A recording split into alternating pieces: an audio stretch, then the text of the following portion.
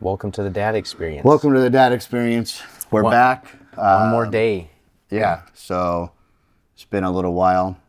Sickness, holidays. Yeah, and we're in a new year now. 2025. Since the last episode. Yeah. So, What are some new things in your life since the last episode? I mean, just the kids are getting bigger. Thaddeus has become addicted to Minecraft. Yeah. Since then, like a real This is live, not a promotion for Minecraft. real live addiction. Like, I didn't even know this kid was capable of having addictions because the way this child was always the one that, like, I mean, he loved monster trucks. He was addicted kind of to those, but not in the way of like. And then he has this Foxy that he has to have every single night or around, and so he's kind of addicted to that, but not in the way like he is with Minecraft, where usually like he used to be able to watch stuff and then move on to something else, and then play a little bit and then move on to something else. Whereas my other child was like always hyper focused, like he could do one thing for a long time. So this kid is. I mean, this dude lives, dreams, breathes, eats Minecraft. That's all he wants to do. But I mean, I'm telling you right now, like, it's harder as a father because, of course, like you want to limit the screen time. The parents want to limit the screen time. My wife wants to limit screen time. Okay, as a father, I'm like, I don't really care that much. But because that's just the world we live in. And I mean, I do care, and I do think he needs balance of a lot of different things. But Well, in your field of expertise, like, it's all screens. yeah. It's all screens. So you're like, well, this is just another day in my life. Yeah, You know, so- why does my child need to have this separation? And also like it's the only time when the kids are quiet and they're not fighting. So actually that's not true. That's not true because they do play together and there's a lot of fighting and I have to split up. But what's crazy is like his ability with the Switch, like to be able, like one of the sides is broken and he can use a controller and flip around and use this thing like it is second nature. I mean he is, I would argue that he is better than me using a Switch with Minecraft. Like, he is like, it is incredible to watch. The other day, he was trying to show me something, and I wasn't really paying attention to what he was trying to show me. I was just trying to watch his hands coordinate with what he was doing. And it was like, I mean, it would be hard for me to even do what he is doing on my computer, like, at the level, like, his skill. And I'm just trying to figure out how to use his abilities. And that's the thing is when you're parenting kids, you're trying to learn what their gifts and talents are, and then that's what you want to pour into, right? So it's like you want them to like to learn. So but when it comes to Minecraft, that is where he's at. And then of course my other Theodore, he loves Minecraft as well, but he's not like. I mean, he does love it, but if we say, "Hey, get off," he'll turn it off.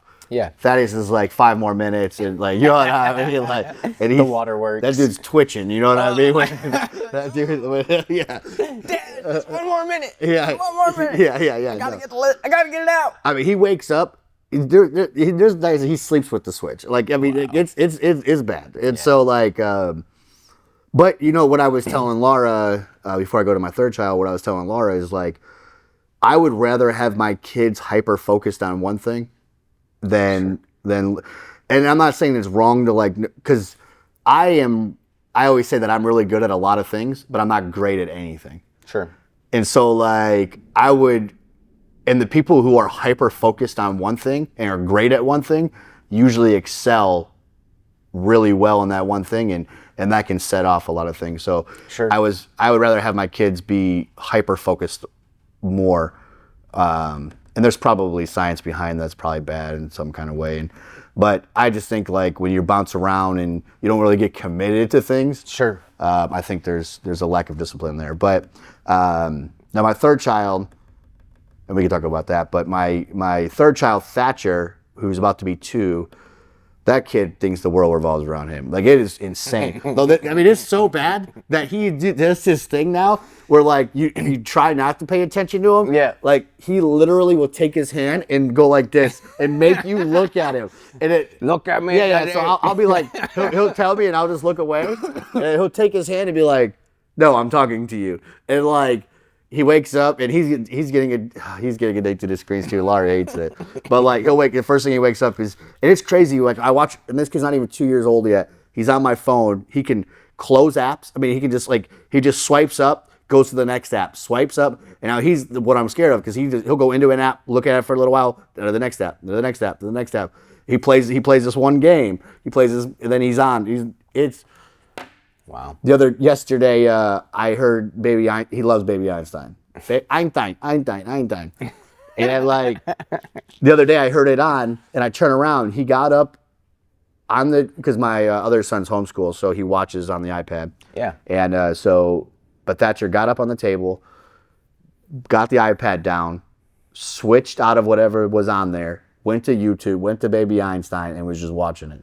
I'm like, what is going on? But yeah, so that's awesome. new. Yeah, just the kids are getting bigger. What about you? Something I was watching a long time ago. It was so in Japan they build houses quite a bit different than we do here in the United States, right? They use a lot of joinery, even for their like structural framing members or whatever. But this guy was. I was watching a video on YouTube of this guy building a house, and he was talking about how many years people invest in a business in Japan as opposed to, potentially other places. And like here in America, I feel like we talk all the time about like 3 to 5 years, right? 3 to 5 years is like a good gauge on whether or not your business will survive, right? And in Japan, he's talking about like, well, we think of it about a 20-year investment.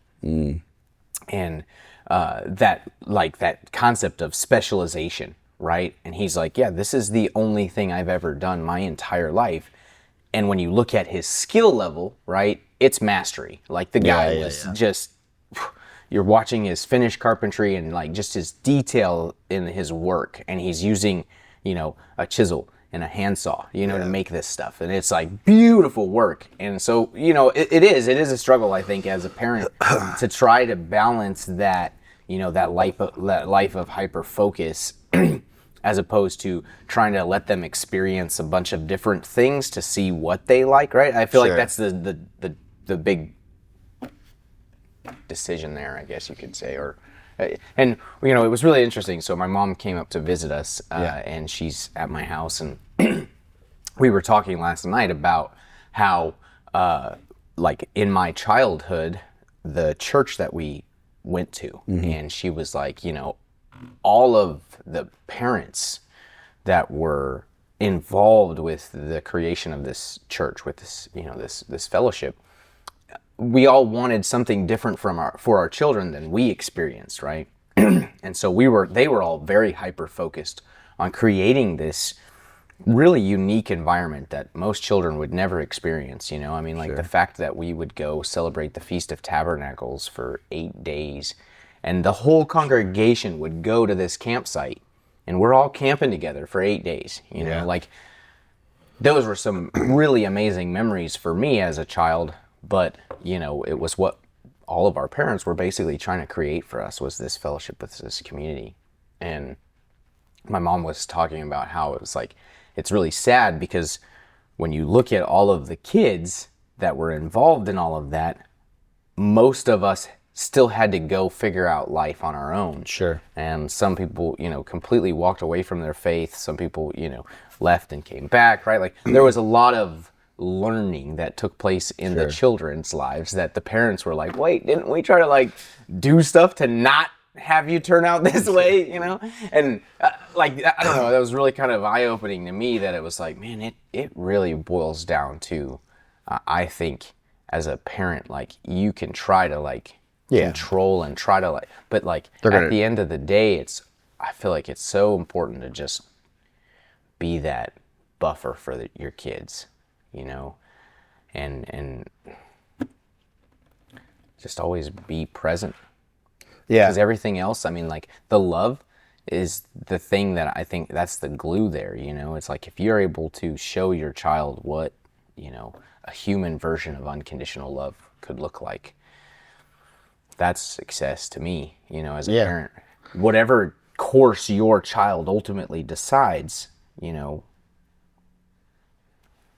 I feel like after a certain age is, kind of between them and God. Oh, yeah, 100%. Yeah, like your covering as the father can only go so far, right? And then it's like, well, God, like I gave it my best. I hope my example Yeah. was clear enough, you know. Sure. And the rest Yeah. is up to you, you know. That's why when Patrick Bet-David, he talks about, when you're at the younger age, your kids will like treat you like you're a hero, and then somewhere in the middle they'll demonize you or they hate you, and then later in life, teenage years. then later in life they humanize with you because they understand, all this stuff you were saying was true and was correct, and Sure. and so Or like, you didn't have it all figured out. Yeah. And So so you were he's- just doing your best. True. And so he always says like he's preparing for all of those stages with his Yeah. kids. And so, yeah, I mean, kids are, the older generation has always seen farther along. I mean, it's just is what it is. But we always think that, we know everything at every stage of our life. Yeah. And so that's always going to be a cycle of life. That just is what it is. And most kids, they're not going to realize what you're teaching them until 20 years from now sometimes. Some kids will get it right away. Some kids don't. You just have to do your best and instill what you can in them. Yeah. I mean, that's what it is. Yeah. They have to make their own decision at some point. But I think instead of trying to force your kids to do something and having those conversations where it's like, you're going to have to make decisions on your own one day. Yeah. That's why like when our kids fight, like our kids will get in like fist fights and to the point of fist fights, but a lot of arguments and yelling, and Laura was like, go break it up. I'm like, they're going to have to figure it out eventually. Like go, guys, this is between you, figure it out. Like we're not, and then once arms start swinging and they start, I let it go for a second, and then Sure. I intervene and say, guys, you can't punch each other. Yeah. Like your emotions, we got to figure it out differently. Yeah. Yeah. You know what I mean? So it's like, You're allowed to feel things as long as you don't harm someone else's body. yeah, exactly. Or yourself. Yes, and so Like, no need to harm anybody. and Thaddeus, the one that's right now with Addicted to Minecraft, he's a very emotional. It's very hard to do. It's hard learning how to get through to him because it's hard to get through to somebody that's filled with so much emotion. They don't hear what you're saying, or especially in a kid, they don't understand what you're saying. Yeah. They don't understand. So it's like trying to instill small doses of that inside of Thaddeus and trying to talk through his emotions with him so that he can understand, and then understanding how to react to the emotions appropriately. Yeah. Because, there's times where I'm like, why are you so sad? He's like, I'm not sad, I'm angry. You know what I mean? And so it's like, okay, why are you angry? Well, because he's the kid I'd say that goes from 0 to 100. There's an on or off switch. There's no in between. It's something's not working out. It's screaming and upsetting. It's always been like that. And it's like, listen, we fixed this problem 50,000 times. Like, there's no reason. And I think there's a change. And again, he's only 5 years old. So it's like, as we're solving, I'm hoping that eventually, sooner than later, that he figures out. He doesn't have to get upset. There's a solution. We can figure out the solution. Yeah. And you know what I mean? The world's not going to end because you can't click a button. You know what I mean? Or that you're not able to get into a door or something. Yeah. Oh, man. So I can remember being really little. I think I was like 4 when I had this memory. And I can remember the size of my dad's hands, right? My dad was like 5'6", so 140 pounds, like pretty much the majority of He's small. Yeah, my lifetime. I think the heaviest he ever got was like 165. I don't know why I always think of I never met your dad, so whenever you talk about your dad, I always think of this like 6'5" dude. I don't. Not that that's man. crazy. I'm several inches taller. I'm not even lying. Yeah. Like every time you mention him, I'm just thinking of this big dude. Yeah, no. He's a real small gymnast. That was his kind of build. So very, very sinew, really strong for his size, but yeah, not a very big guy at all. I get my height probably from my mom's side. My grandfather was 5'9". But you're still not. Yeah, it still is not even. That's like average, right? Yeah. Like 5. I'm 5'8", 5'8" yeah. and a half, I think, technically, something like that. But, Yeah. that's just because I work in construction and know how to use a tape measure. That's why I know I'm 5'8" and a half. But, You can walk up to something and be like, "That's fine. That's about 6 foot." and a half. That's funny. I get down to inches, but no. So yeah, with the gravity of those, problems when I was little, right? It felt like the whole world was about to end, like Yeah. those emotions, just everything felt and seemed bigger, at least in my earliest memories. So I always try to think of that, like with Jacob, my son now, is like, okay, well, if he's feeling these emotions that are like 10 times his size, like how can I, kind of get down on his level and help him navigate that. And it's really interesting seeing, because Jacob he's starting to get more vocal now and like talking in like almost full sentences. That's awesome. And like his responses are very applicable to what you're talking about. So he's like following. Yes. And it's like definitely challenging me with like whatever I'm saying, like even more than it did before, right? Like before it was like, I was thinking of it as like I was kind of programming him, and now it's like, oh, he's mimicking me. No, there's things that like, Can't really say this anymore. And when you have kids, that moment comes quicker than you realize. Mm-hmm. They understand and see a lot. Trust me, there's a lot of things that Laura will be like, see? Well, yeah, and Jacob's only 2, right? And like the fact that so Heather and I, my wife, we were talking about how he is paying attention to like how her and I treat each other, and basically the way he treats her or the way he treats me is essentially a reflection of how her and I treat each other.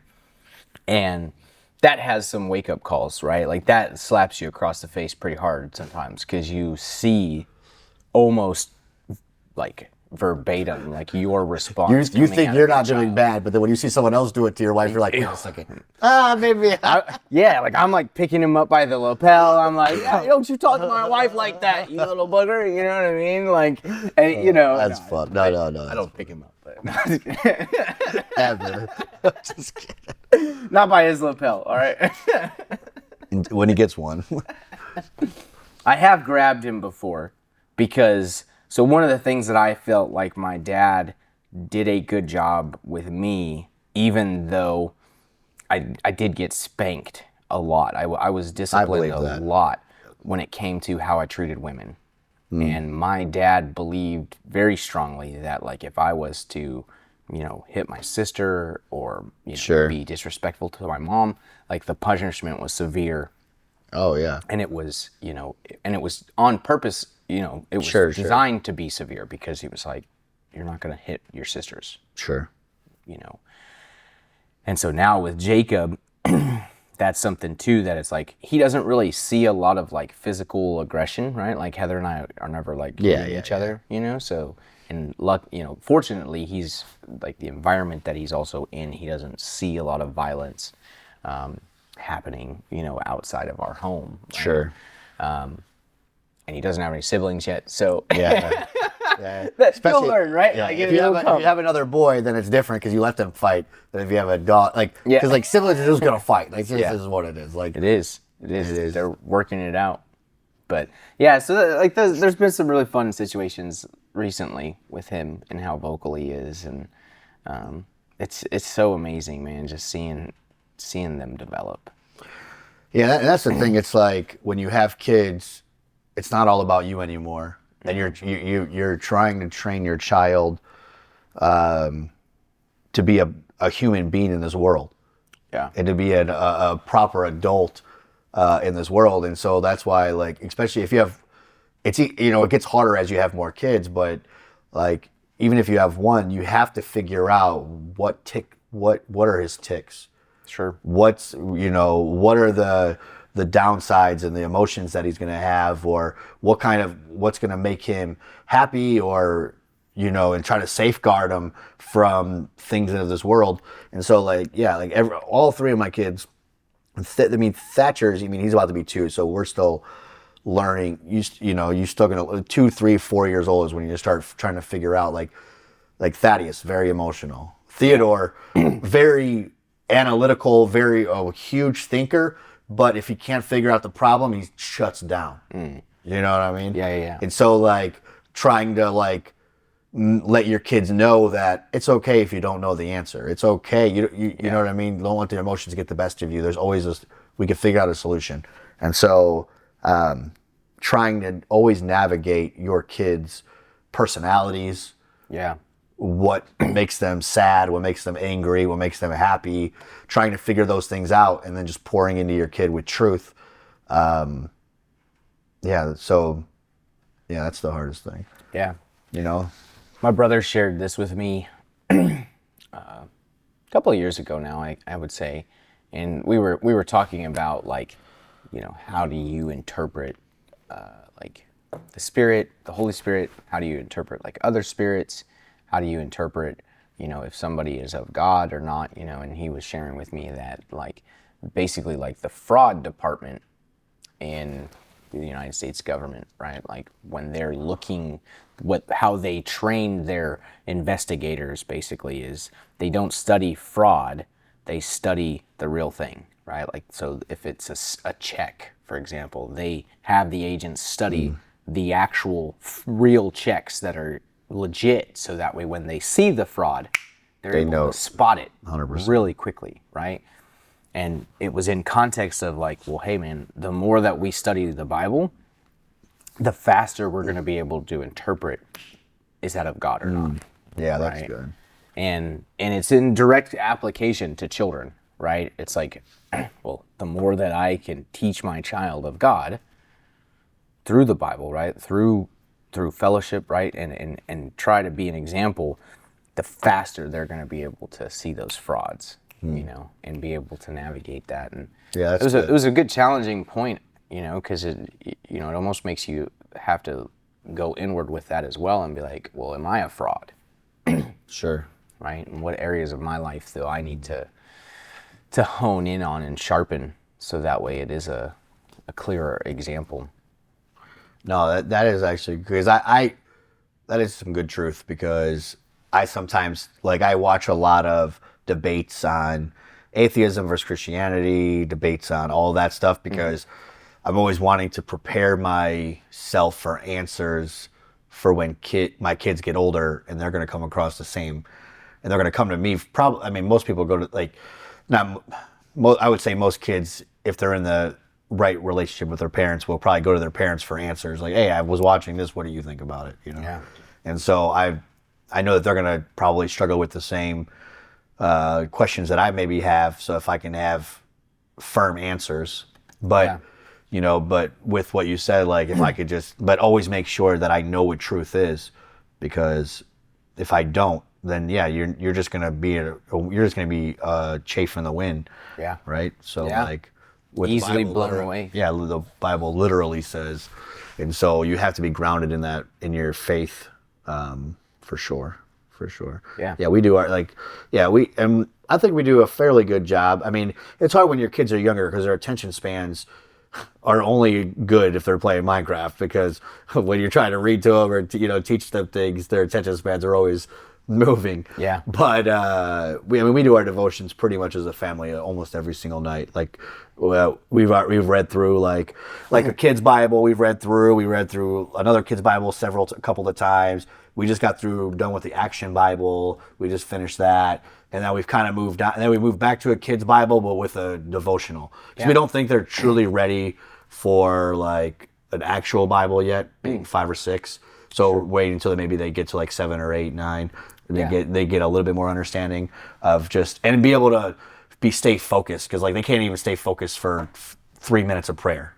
For 1 minute of prayer. You know what I mean? Like, they can't even they're and so maybe I don't give my kids enough credit, but like, we've talked about when we're going to move on to the next up step of the Bible, but we try to do our devotions every single night. And so our kids, they're fairly grounded in, they believe in God, and then they say it all the time, like, oh, I love God more than anybody else. And we don't really, like Thaddeus the other day, like Thursday, I was here and I was leading prayer group, and after I was all done, like, everybody was kind of knowing who was in here, and Thaddeus was on the stage, and he was like going like this, like acting. I'm like, Thaddeus, what are you doing? And he, you know, and I mean, I think he was, I don't know that he jumped on the stage or whatever, but he was like, he pretended like he was preaching to like the crowd. It was just He's like, I'm trying to see how this feels. Yeah, you know, what's the big deal about this? Like, why do people get up here and talk? Yeah. So our kids, like, they're definitely learning, and so yeah, it's good. So we try to instill, you know, truth in them. Yeah, man.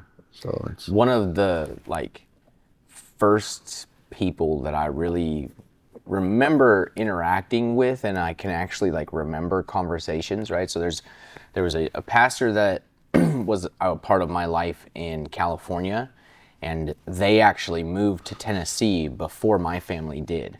They were our pastor in California, and they basically moved to Tennessee to start a church here. And they basically called my parents and were like, hey, like, Tennessee's awesome. Like, you guys should come, you know, check it out. Come move out here with us. Like, we'll help you get on your feet, da da da da da. So they were one of the big reasons why we moved to Tennessee. And my older brother ended up marrying their oldest daughter. So, like, our families are technically, cool. You know, joined now, right? Yeah. So, so I can remember him, but I don't really remember like a ton of conversations. Sure. Right? This other pastor, he was a Moroccan Jew that became a Seventh-day Adventist pastor.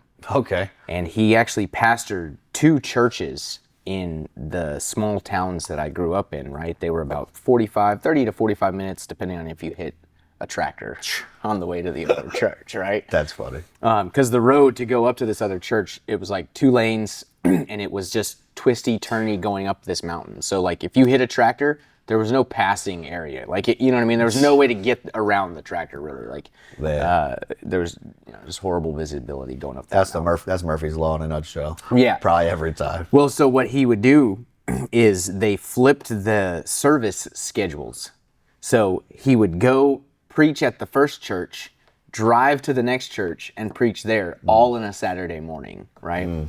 And so, like, he would be speeding, you know, from one church to the next, right? Sure. But anyways, his I remember just loving listening to his teaching style, because he always would incorporate stories. Sure. And it's just a great parallel to, you know, the way that Jesus conducted his ministry, you know, is that he kept everything very simple, you know, for children to be able to understand, you know, and I think that's a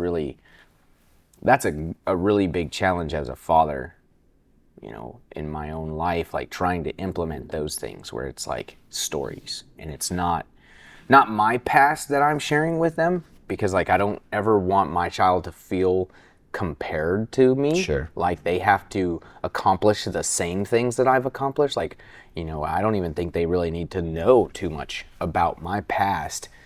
They could learn about my past in the form of stories, right? But my name and my person might not ever be a part of it, right? Like I would just be like, yeah, so let me tell you about a story, you know? And I tell them about it, and it could be, you know, it could be all me, you know what I mean? But like he won't ever know that, so that way he's never trying to compare himself to me, because I want that example to be what he's comparing himself to, and never feel from my words any type of like, kind of like condemnation, if that makes sense, you know? Like, you know, and there's certain things, right, that... Yeah, that is going to be the struggle, because your kids are, I mean, especially you have sons, they're always going to try to live up to you. Yeah. I think that's an inevitable...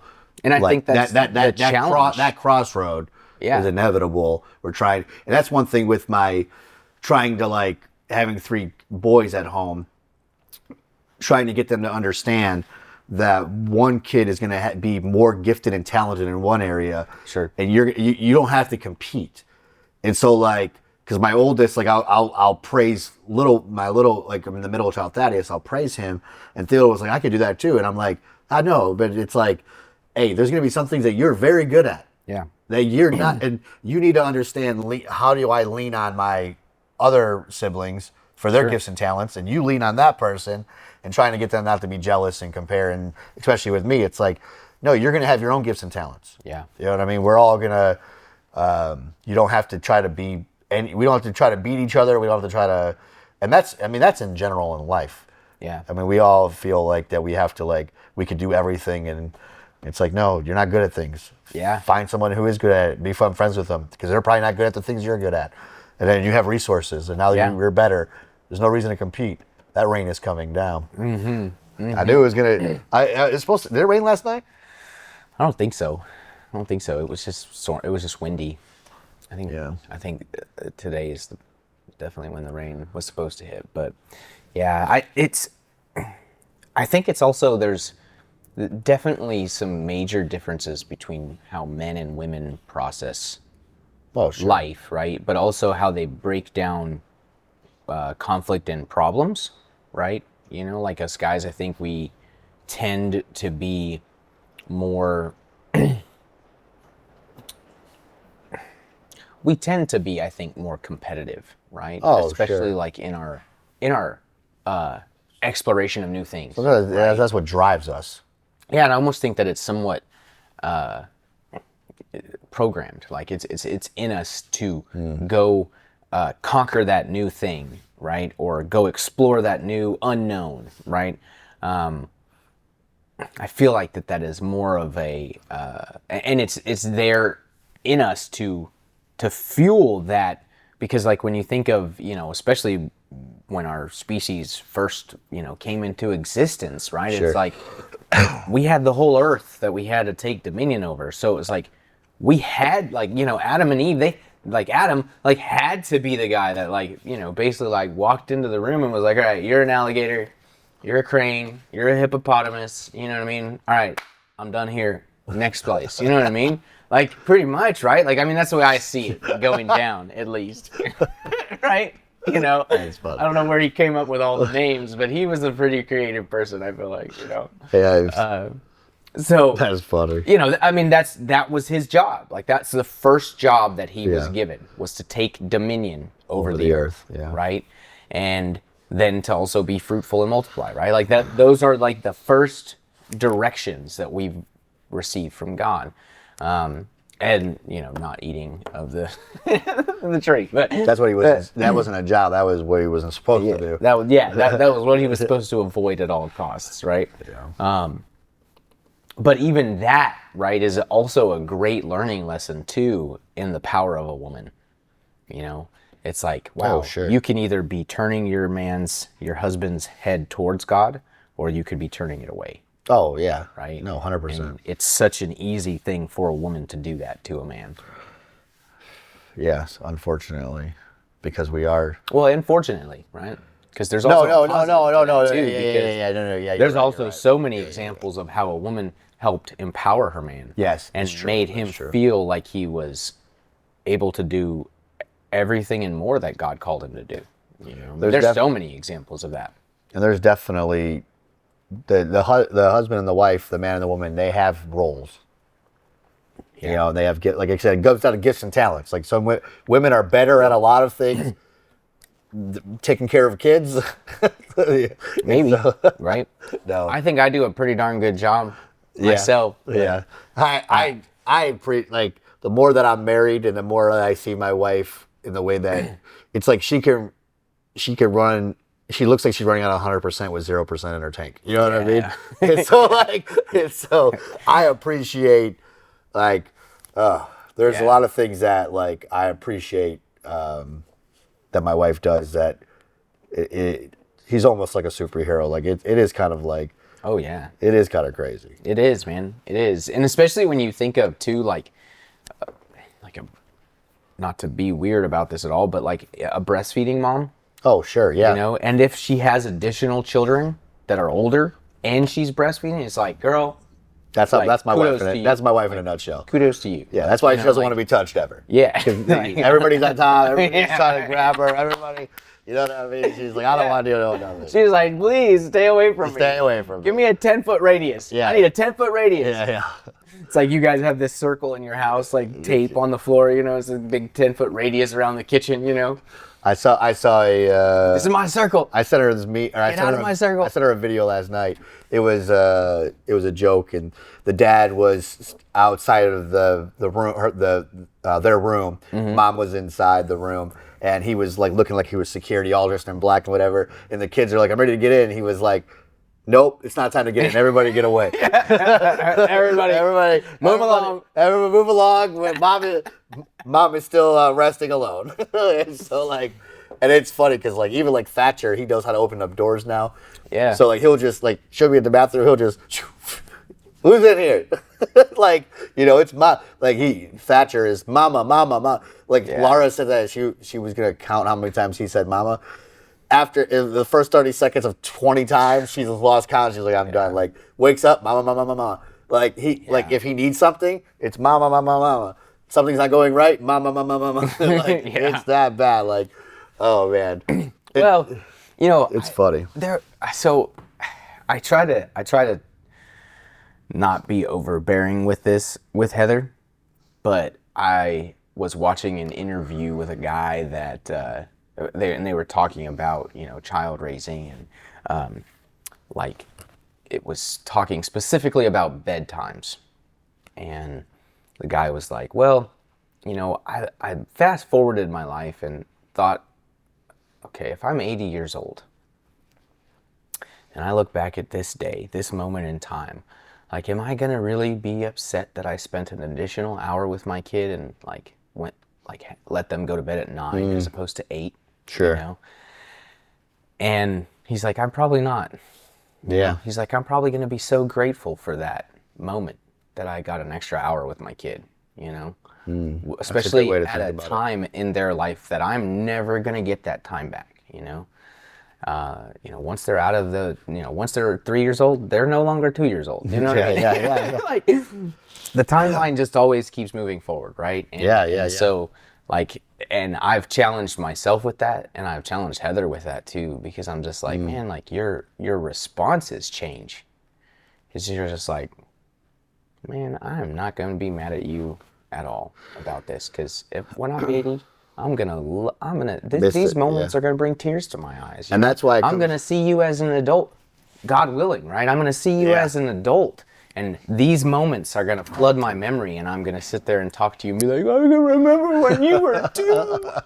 You were so cute. You know, like that. I mean, my mom does that to me all the time. She's like, give me your cheeks. You know, like, and I'm her baby boy. You know what I mean? I'm never gonna be an adult boy to her, funny. Or an adult man to my mom. I'm her baby boy. Period. You know, that's the way she's gonna see me. No, it is. We talk about that all the time. We you know, it's like you're gonna miss this, but there has to come time. There also has to be structure. Oh, and of so course, like of course, you know, right? And that's the balance. That's what I'm always scared of, because it's like, especially because I almost did die, and like I don't like, we let our kids, like, they do sleep in their own beds, but then, like, you know, 2:00 in the morning they're both sleeping with us after that, and I'm not saying there's anything wrong with making your kids sleep in, but for me, it's like, man, knowing that I almost did die, like, give me these babies. Yeah. I know that, but right? there's also, but I know that, like, you know, even with discipline, right? Because you know, even when it comes to discipline, it's like, you know, you don't want to discipline your child for whatever reasons, but it's like, it's the betterment for them. Yeah. And structure is the betterment for them. And so, like, so there's always that give and take. The kids, like, there's those moments, but there also has to be the structure, knowing that that is the hard part. Yeah. Because you are trying to set your kid up for success. Yeah. And the more that you allow your kids to kind of have zero structure, that's going to come out later in life. Like, zero structure will come out. They won't. They might not respect authority. Sure. They might just, when they get a job, they might just do whatever they want.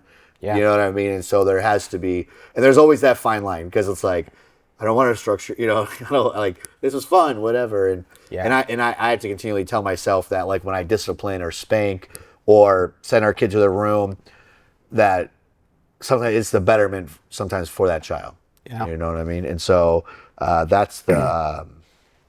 It's always the give and take. But I like, that's why I love this, the country song, the one where You're Gonna Miss This. Yeah. You know what I mean? Like, it is true. It is true. That's what I tell Laura. I'm like, yeah, our house is messy, but there's gonna come a time where there's gonna be zero mess.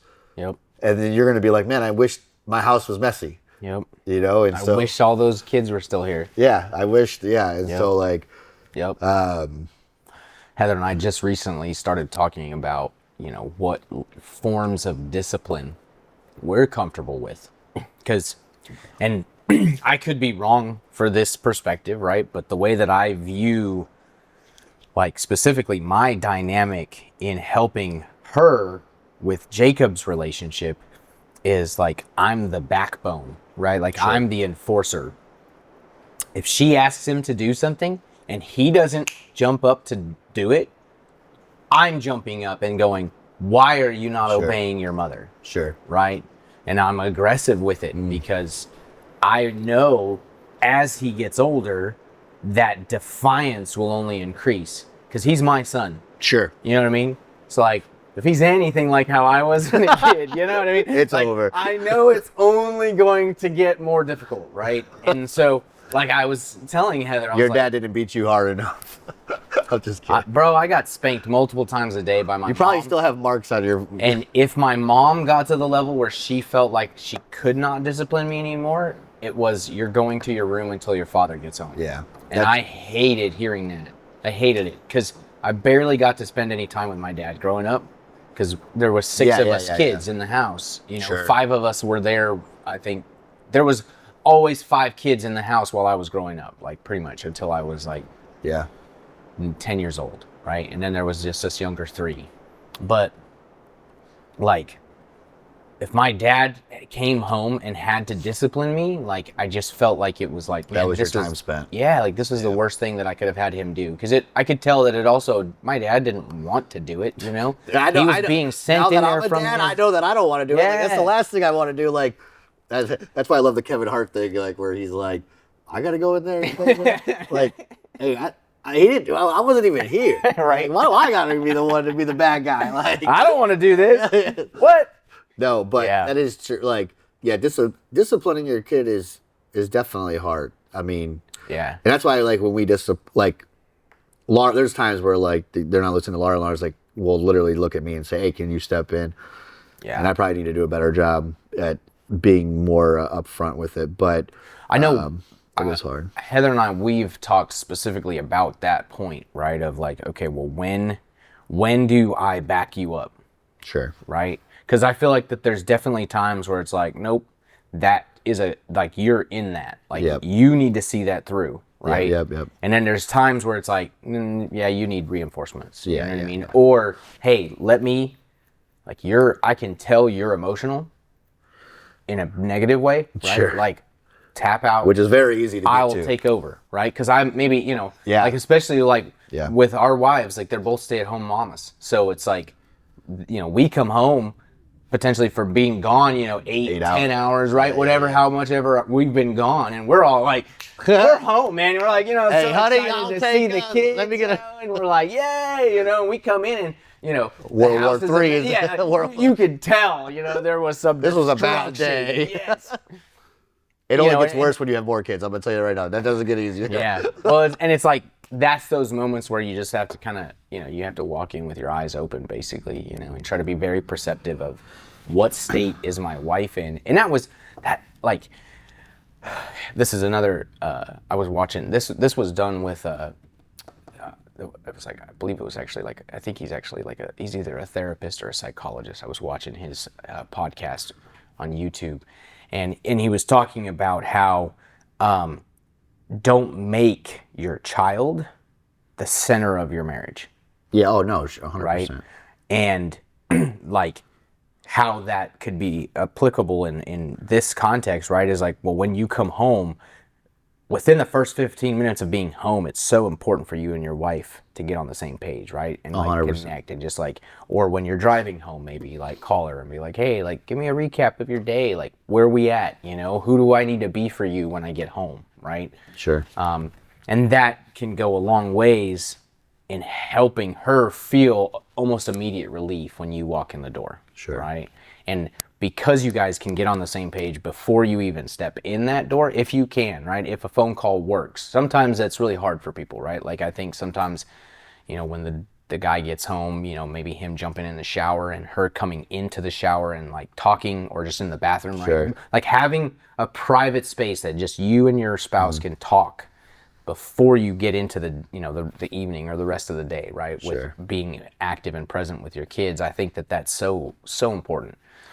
No, I agree. I had a thought, but like that's that whole, like, that's how you can reinforce her role at the house, and it also gives her a perfect opportunity to show respect to you in front of your kids as well, because that's like that what we were talking about earlier, like how he sees me treat Heather and then how Heather treats me. He's watching all of that, and it's challenged me because, like, how quickly I jump up off the couch when Heather asks me to do something, right? If I'm like laying and I'm just trying to relax, scrolling or whatever, and she asks me to do something, well, how fast I jump up to go do that for her is how fast he jumps up when she tells him to do something as well.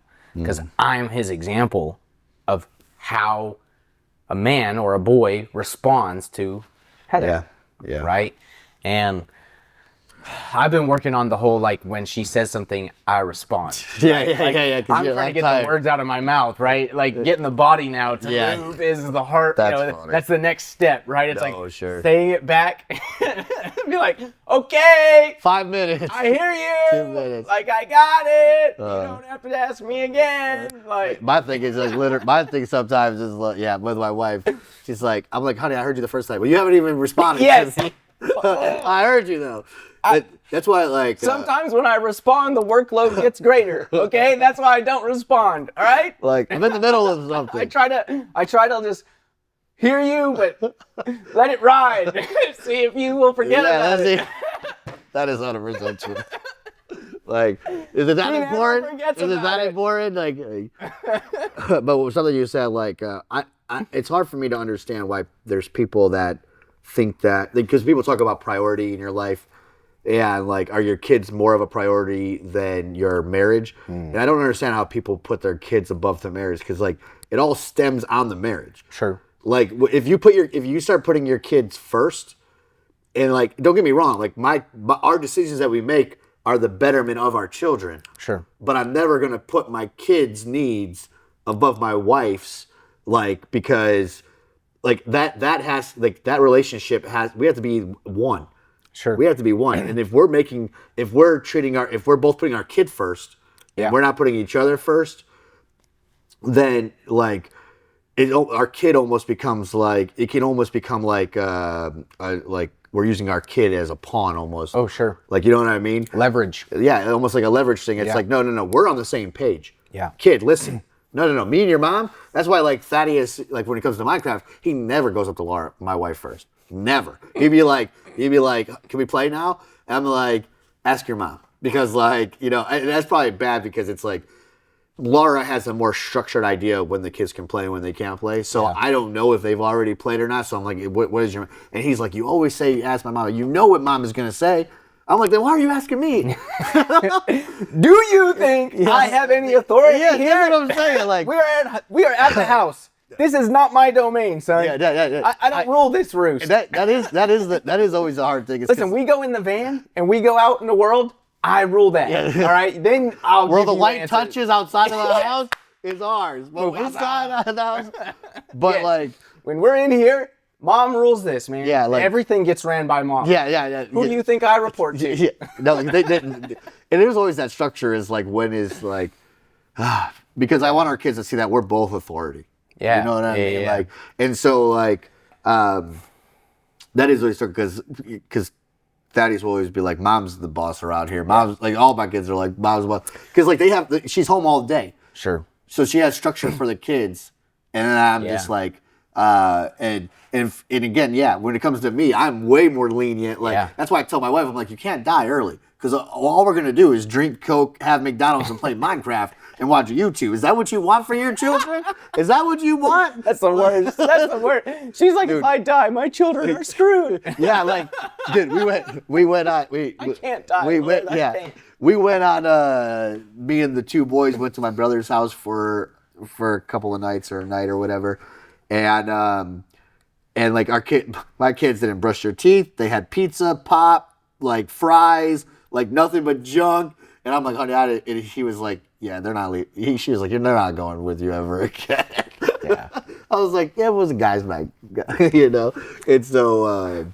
I think it's really easy for the child to become the focus of the marriage when you cannot control your spouse.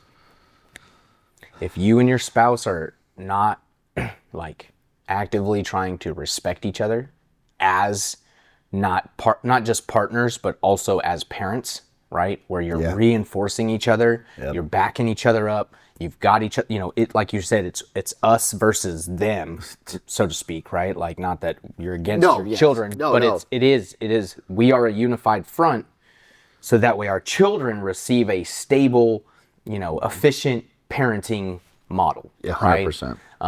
Right? But if so, because I've actually experienced this with Heather, you know, like there was things where it's like, I can't control her. She's an adult, you know, she has even more opinions than Jacob does, right? Sure. And instead of trying to push my will on her, I'd just let it go, right? I'd just give it up. And I would default to just being like, well, I'll just make sure Jacob does it, right? You know, I'll just make sure that Jacob and I do that together then, you know? And what it does is it basically, you end up using your child as a weapon against each other. Yeah, and then you know, right? And that because all that's going to do is bring up almost, you're going to get to the point of almost divorce. And now it's it's even worse. It's short term. In the short term, it's really easier, right? It's but because you're avoiding, right? You're basically not dealing with the problem between you and your spouse. You're letting that just fester, and you're focusing all your energy on your child, thinking that that's just going to go away, but it ends up getting worse. 100%. Because then it's like a ping pong effect. Like your spouse sees you doing it, so then they start doing it, and then you both are just like, well, I'm just going to let him do it when he's with me, and you know, then it literally becomes where you're using the child as leverage against each other, and we, you know, and the thing is that we make decisions that will best affect our kids. You know what I mean? And theoretically, right? That's the goal. And we're both doing it. We're not. It's not like he comes up to me and says, "Oh yeah, you can play Minecraft." Mom said you can't. Well, I said you can. And then, you know what I mean? And then mom, you know, and then vice versa. Like, well, dad said I couldn't do this. And mom's like, oh, no, you can go ahead and do it. And so instead of it comes out in how you're in the moment parenting the child too, right? So like if, say, for instance, like Jacob was grabbing a snack that it's like, bro, it's 9 o'clock at night. Kitchen is closed. You know, it's not eating time right now. What are you doing? Like we're getting to go to bed, right? Like, what are you doing? And that might be how I'm approaching it, right? Well, if Heather comes in and is like, oh no, you can have that.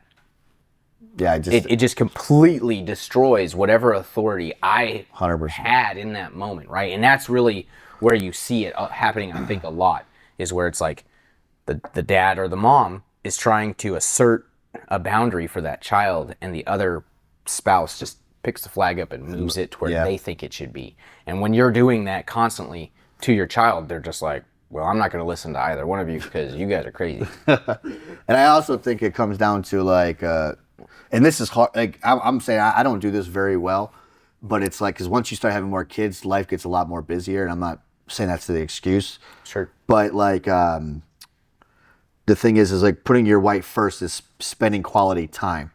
Because it's hard. Like, you're going throughout your whole day spending time with your kids. Like, you have to set a time aside with just you and your wife.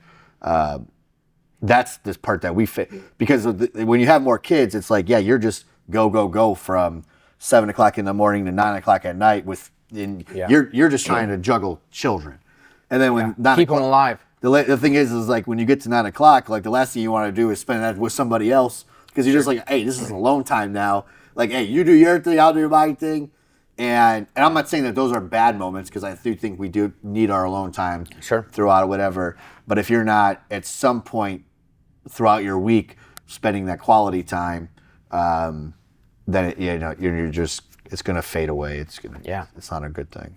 I had heard I think that it was like a 3-2-1 scenario. So like 3 nights are with your children, 2 nights are for yourself, and then 1 night is for your spouse.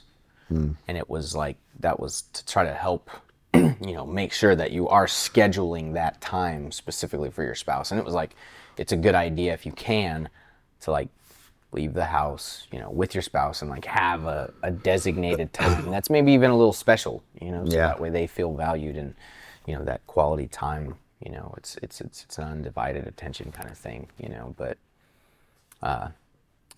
when you say that out loud to your wife, or at least in my experience, she was not very happy with the idea that she only got one, and I'm just like, but like, if I don't take time for myself, right, that alone time, and if you're not, and the 3-2-1 goes for her too, right? So it's like, that those 2 days for yourself, like that goes for you too. So like, we got to figure out how we make that happen for you as well. But like, so Heather's been going to a lot of like workout classes lately, and she'll either, go on the weekends or when I'm at home in the evening.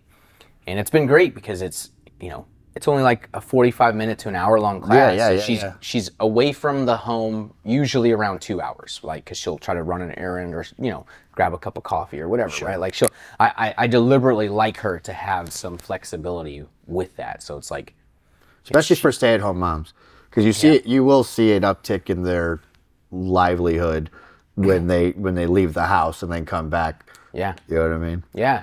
For her now, it's just a matter of like helping her realize that I don't really care that you're in like fatigue from working out, because no pain, no gain, right?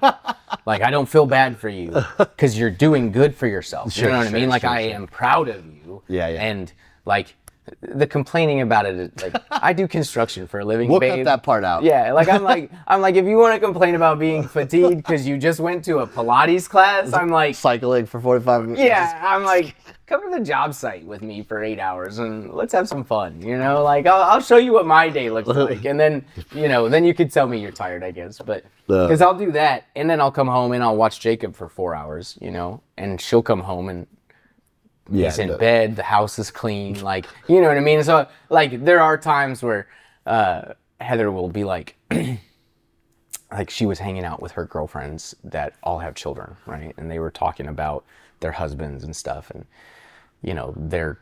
they were saying how, like, we never get a break, and like, oh my God, like, it's, it sucks. And both of these women work full-time jobs plus have children, right? Yeah. So they're not in the stay-at-home mom scenario, and both of their husbands work as well, right? So dual income families, and they're saying, they were just like, man, I just wish I could, just get a break every once in a while.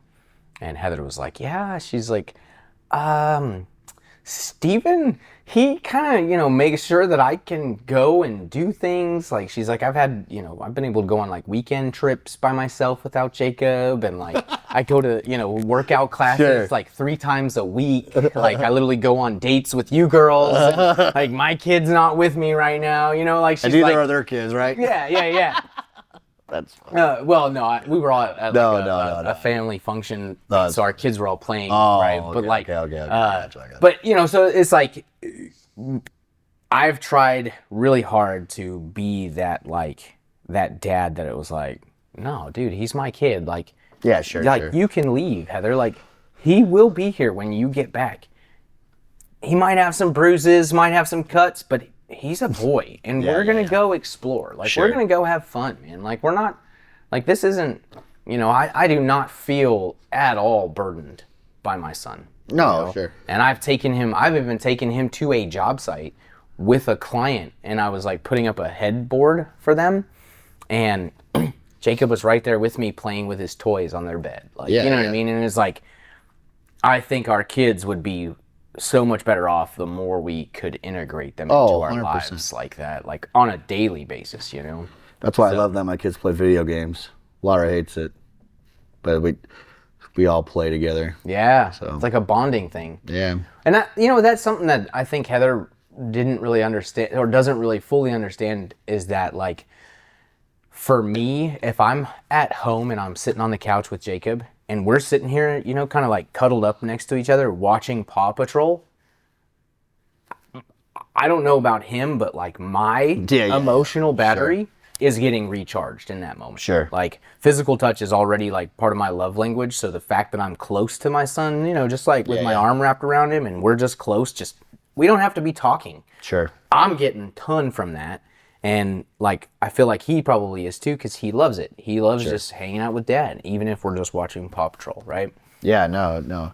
So, but to her, she's like, you're not bonding with him. And I'm like, trust me, he's going to remember Hanging out. us spending time watching TV together. Sure. Like, I remember doing that with my dad. I remember, you know, we would wake up on Sunday mornings and my dad and I would go get the local newspaper and we'd go through the NFL team rankings, because we didn't have television. There was no, you know, internet was not like it was, you know, now or is now. Sure. So, you know, newspaper was the fastest way every Sunday to get the updated, you know, rankings. And so it's not necessarily always about, you know, sometimes it's Just the chill. little things, Yeah. man, Oh, that, yeah. you know, 100%. just getting, and if I'm here with him while he's doing that, like if he asks me a question or says something or something's funny, we laugh together and we talk when, you know, it's not a forced interaction where I feel like I'm having to try to imagine what he's seeing. Oh, and sure. us play, you know, in the same world. And I was trying to tell Heather, I was like, you know, babe, unfortunately, like my imagination is just not like it was, you know, like I can see the Paw Patrol on the TV. I don't really see them anymore in make-believe world. That's you know? funny. That's funny. I don't know. Did you ever like think of how your imagination has either evolved, like from a child to an adult, and like, do you feel like your imagination is like just as strong as it was when a child, or like have you seen that I don't even. I'm just trying to think. I don't even remember having an imagination like that, in the sense of like pretending and playing. Yeah, that's. I mean, I was probably 15 years old before really imagination play like exited my life. I remember going out into the woods, man, and I would recreate like battlefields. And I'd be out there by myself. Granted, I didn't have any siblings that I really got to play with much, because my sisters were pretty much the closest to me in age, and then my two older brothers were, you know, doing their own thing. They really didn't want much to do with their little brother. So I was kind of in an environment always where my imagination had to be what I interacted with, if that makes sense. Yeah, I mean, I was always running the streets at an early age and playing, like, I don't just doing real life things. Oh, okay. No. I just trying. No, it wasn't that. It was that, like, I don't remember. You're living in imagination land, man. You're drinking just one of those. With me. What mushrooms were you eating while you? See. What mushrooms were you eating in the forest? I'm just kidding. So there were mushrooms growing in. Were there cows around? No, just kidding. So we lived on this hill, and there was like a bunch of fallen trees on it, and the tree logs themselves were sprouting mushrooms. No, but yeah. So I try to live by the, and I probably don't do a great job at this either, but I think of like, what do I want my kids to think of like their life when they're 15 or 16 of who I am, and how much time I spend with them, and I try to live with that, like, you know, thinking 15 years in the future when my kids get older. I want my kids to be able to like sit back and say, I don't want my kids to have to use their life as an excuse. Yeah. Like, oh, my life was A, B, and C, and this is why I'm like this. Like, no, I want my kids to go back, you know what, I actually had a really good life. Like, my parents took care of me. We always had food on the table. We always had this. We never had a struggle. Like, my parents loved each other. They were this, and this, you know? And so, like, that's what I want, you know? And so I try to, like, make sure that that's the case. Man, that rain is coming down. I think that's hell. That's something. So part of that tornado warning alert that I got on the way down here was that there was going to be hail mixed in with the storm. Probably. Yeah, they were like, what was the like? They were basically saying like downed power lines was probably going to happen because of the hail. We'll see. Yeah, we'll see what happens. Oh, it gets a lot worse because the river is where it kind of stops. But like going that way towards Dry Ridge. That way it gets kind of worse. Yeah. But that's pretty much the direction I'll be heading. Why? Well, isn't it? No. Isn't it east? like I don't know what direction we're at. Dry Ridge is more south. Oh, got it. It's more south, and you're gonna be going east. Gotcha. So, Yeah. no, that's a good episode. Yeah, man. So, well, I really do love like the Psalms 23, man. Like turning that into the blessing, and like I was thinking about it as far as like our ending, to the podcast, and just like I don't know, I really like the idea of being like, yeah, so we just want to leave you guys with this blessing of like may the Lord be your shepherd. Yeah. And may you not want. 100%. That's it. And we'll save. And that would be like our ending. It's like. And we'll save all of your notes for next time. Well, actually, believe it or not, we kind of talked about that's funny a lot of this, to be honest, because like, keeping your heart, like the concepts that we were talking about, with how do you teach your child, how do you be an example, right? It's like that law of specialization, right? Like sure, that could be your child's heart, and like teaching them to go after it. I don't know. Some of it. Well, if you stayed this long, thank you so much. We appreciate you. We'll have another episode soon. And, if leave in the comments or follow, like, subscribe, and let us know how, your situations. Yeah. And what you're going to hear through. From you guys on all of this your parenting experience. Yeah, we're not saying that we have it perfect. We probably do a lot of things. We probably do more things wrong than we do right. But that's the beauty of life. Yeah. And it's just we're all in it together. Yeah. You know what I mean? We're not all on islands trying to figure it out. And if we can use our resources appropriately, we can make it. We can make it through this. So, thank you guys so much for listening. Thank you for watching, and we'll see you next episode. Peace.